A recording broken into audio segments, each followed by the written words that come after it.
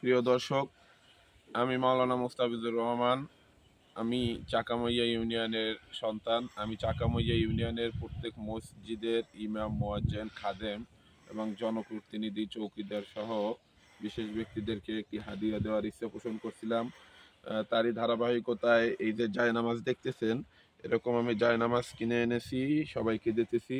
তো কালকে আমাদের প্রথম পর্ব শেষ হয়েছে, আজকে দ্বিতীয় পর্বে আমার বড় ভাই মাওলানা জাহিদুল ইসলাম, হাফেজ মাওলানা জাহিদুল ইসলাম, চাকামইয়া ৮ নং ওয়ার্ড নেওয়াপাড়া তার বাড়িতে, এবং তার একটি হাফিজি মাদ্রাসাও আছে। ভাইকে জায়নামাজটা দেওয়ার পর সে একটু আমার সাথে ভিডিও করার ইচ্ছা পোষণ করেছে, এই জন্য ভিডিওটি করলাম।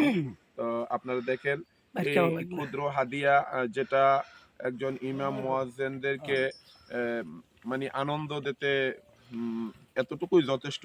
তা আপনারাও আপনাদের সামর্থ্য অনুযায়ী এরকম আলেমদেরকে হাদিয়া দেওয়ার ব্যবস্থা করবেন এবং তাদের সাথে সুসম্পর্ক রাখার চেষ্টা করবেন। আল্লাহ পাক রব্বুল আলামিন আমাদেরকে এই মহব্বতকে একমাত্র তার উদ্দেশ্যে কবুল করুক।